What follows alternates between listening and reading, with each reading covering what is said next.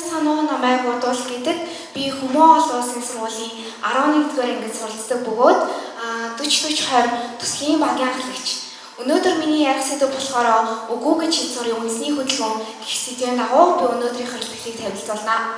За яагаад би өнөөдөр энэхүү сэдвийн талаар ярих болсон бэ гэхээр 21-ийн ширхэг шүү. Ялангуяа манай үеийн ихний дунд өнөөгийн нийгэмд хорц туршил, донтол гэх зүйлс маш ихэд амгааж байгаа. Энэ нь ганц манай үеийнхэн ч гэлгүй хүн болгон өөрийн гэсэн буруу амьдралын хөвшил тэгээд хорц туршил гэх мэтчлэн буруу зүйлсүүдэд маш хорц туршилтэй байдаг. Тэгээд яг ямар асуудлын үндсэн дээрээс би өнөөдрийнхөө итгэлийг тавьж байгаа вэ гэхээр Дэлхийн эрүүл мэндийн байгууллагаас Монгол дахь төлөөлөгчтэй хийсэн судалгаан дээр 3 хүүхэд тутмын нэг нь электрон тамхины өдөр тутмын хэрэглээтэй гэсэн сөрөг үр дагавар гарсан байна. Тэрнээс гадна 2021 оноос хойш дэлгэцний хэрэглээ 70%-аас дээш болж нэмэгдсэн байгаа нь миний санааг маш ихээр зовоосон тул би өнөөдөр энэхүү сэдвийн дагуу хэлтгэлээ тавих гаргасан байгаа. За хорц туршил гэдэг нь ерөнхийдөө яг юу юм бэ гэхээр бид нэр амьдралдаа ингээд ямар нэгэн зүйлсийг хийж дадхлаар тэр зүйлс маань туршил олж бидний тархинд үлддэг бол тэр зүйл маань ямар нэгэн байдлаар бидний бие махбод болон сэтгэл зүй гэх мэтлэн зүйлс хортойгоор сөргөөр нөлөөлж байгаа тохиолдолд энэ зүйл маань хорц туршил болоод бидний ирээдүй болон альва зүйлс ингээд сөрөг хандлага, сөрөг нөлөө үзүүлдэг. За тэгвэл хорц туршил гэдэг зүйл нь яагаад ингээд туршил бий болдог? Яагаад хорц туршил бий болдог вэ гэхээр энэ маань болохоор допамин гэх тархинд дах мэдрэл амжуулагч бодисноос болж хорц туршил үүсдэг байгаа. Допамин гэдэг нь болохоор юу вэ гэхээр бидний тархид энэ зүйл надад таалагдлаа. Би энэ зүйлийг ингээд дахиад илүү ихээр ингээд хиймээр байна гэх урамшуулал шагналын тийм даавар болохоор биднэрт ингээд хорц туршил бооч ингэж цаашид ингэж улам ихээр тэр зүйлд ингэж донтох үндслийг нь тавьж өгдөг. За допамин болохоор ямар хоёр янзаар илэрдэг вэ гэхлээр эхнийх нь real допамин буюу бид нар амьдралдаа ямар нэгэн байдлаар зорилго тавилаа. Тэр зорилготоо хүрэхийн тулд хичээл зүтгэл гаргаад хамгийн сүүлд нь эцсийн үр дүнгээ харснаар тэр үр дүнгээсээ бид нэр аз жаргал мэдэрдэг, өөртөө итгэх итгэл, цааш нь улам бүр тэр зүйлийг хиймээр санагддаг бол фейк допамин буюу өөр зүйлсийн гадны нөлөөтэйгээр бид нэр допамин ялгаруулж тэр зүйлстэй илүү их донтгохыг хэлнэ. Жишээлх юм бол веб бол вебийг сорсноор бид нар ингээд тэр зүйлс улам ихээр ингэж донтож тэр зүйлээсээ түрхэн зуур ингээд амархнаар таашаал авч чаддаг болохоор бидний тархи, бидний бие махбод улам ихээр тэр зүйл донтоод идэг. Фейк допамины хамгийн аюултай тал нь юу юм бэ гэхээр фейк допамин бидний эрүүл жинхэнэ бидний бие махбодоос органикаар ялгарч байгаа тэр допаминыг дарж өгдөг.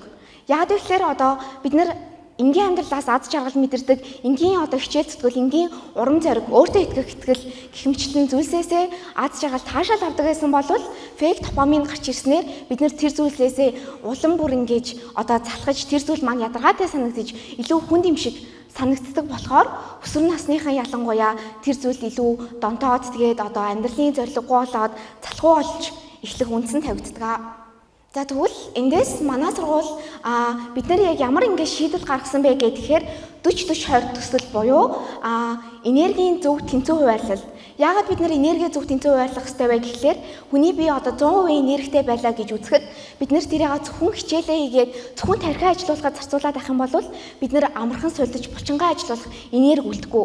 Тийм болохоор энерги буруу хуваарлагдсанаас болоод хорц туршил гэх мэтлэн зүйлс илүү амархан уруу татагдаад байгаа. Ялангуяа яагаад өсвөр насныхан ингээд энэ хорц туршил илүү амархан татагдаад байгаа вэ гэхээр өсвөр насныхны тархи ингэж дөнгөж хамгийн хөгжиж байгаа үед оргил үе дээрээ явж идэг болохоор бидний тархи энэ зүйл ингээд биднэрт түрхэн хугацааны ингээд аз жаргал өгөөд байгаа юм байна. Энэ зүйл биднэрт ингээд үүртийн урам зориг тиймэрхүү зүйлс өгөөд байгаа юм байна гэдгийг ялгаж харахад хэцүү болдог болохоор бид нэр энерги зөв хуваарлаж тэндээсээ ингээд зөвөр энерги ялгаруулах хэрэгтэй.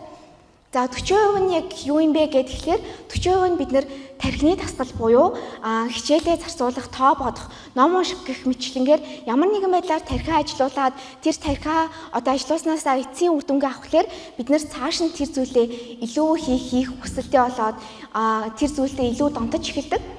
Харин дараагийн 40% нь юу юм бэ гэхээр бие махбодын тасгал хөдөлгөөн. Бие махбодын дасгал хөдөлгөөн гэхлээр гүүх, сквал, алхалт хийх гэх мэтлэнгээр ямарваа нэгэн байдлаар бид нар бие махбодоо хөдөлгснөөр тэндээс маань маш хэмжээний допамин ялгарч заавал бид нар ингээд утсаа үзээд ингээд одоо төр зүрийн тэр мэдрэмжээс ингээд бидний бие хүсгээ болно.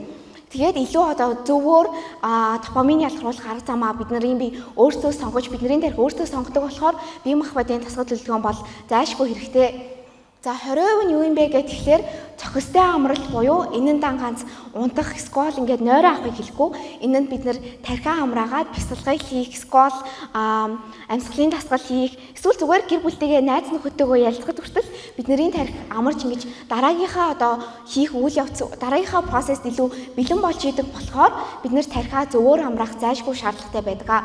Тэгээд энийг манай сургуулийн яаж ингэж одоо энэ 40-40-20 гэх төслийг өөрсдийнхөө амьдралд хэрэгжүүлээд одоо энэ амьдралынхаа дадал туршил болгоод байгаа гэхээр бид нэр хичээл хийхийн өмнө 15-аас 20 минутыг дасгал хөдөлгөөн хийж одоо зарцуулснаар дараа нь хичээл эхлэхэд илүү хичээлийн үр бүтээмж нэмэгдээд илүү бид нар ингээд хичээл хийх урам зоригтой болоод ирээдүйд маань одоо хичээл хийх урам зоригтой болсноор бид нар одоо үр бүтээмжтэй болно л гэсэн. Тийм болохоор энэ 40-40-20 буюу энерги зөв хуваарлах нь бидний амьдралд гэлтгүй бусдад ч гэсэн нь бол маш хэрэгтэй. Яагаад гэвэл бид нар илүү ажлын үр бүтээмж, хичээлийн үр бүтээмж, илүү эрүүл амьдрал хийх маягтай болоход энерги зөв одоо хуваарлах нь маш чухал. Тэрнээс гадна хор туршилын одоо фейк допаминаас бид нар өөрсдийгөө хамгаалж тэр зүйлээс ингээд ангижрахын тулд бид нар энерги зөв хуваарлах нь бол зайлшгүй хэрэгтэй. За тийм болохоор энэ үгүй гэж хэл сурын үндэсний хөдөлгөөн нэгтгэхийн тулд та бүхэн энэхүү одоо 40-40-20 гих төслийг энэхүү одоо энэ 40-40-20 гих одоо практик шинжлэх ухаан дээр суурилсан энэхүү аргачлалыг өөрсдийнхөө амьдралд хэрэгжүүлээд өөрсдийнхөө нэгэн амьдралын хэм маяг олгоод дадал туршил олгосноор бид нэр илүү эрүүл болон хор туршилгүй ямар ч донтолгүй ирээдүг бүтээж чадах болохоор энэхүү аянд нэг дээрээ гэж хүсэж байна. Тэгээд энэхүү 40-40-20 гих төслийн талаар илүү их мэдээлэл авахыг хүсвэл та бүхэн манай энэ QR кодыг уншуулад Instagram хуудас руу ороод биднээс илүү их мэдээлэл авч болно. Тэрнээс гадна өөрсдийнхөө сошиал хуудас ч гэсэн энэ 40-40-20 гихийн төслийг энэ аргачлалыг хэрхэн амьдралдаа хөвшүүлээд та бүхэнд ямар үр дүн гарч байгааг бусадтай ч гэсэн хуваалцсанаар та нар ингээд өөрсдийнхөө амьдралыг өөрсдийнхөө ирээдүг аврахаас гадна бусдаа ч гэсэн нөлөөлөөд бусдыгаа ч гэсэн энэ донтолгүй ирээдүг рүү чиглүүлж чадах болохоор энэ үгүй гэж хэл сурын үндэсний хөдөлгөөнд маань нэг дээрээ баярлалаа.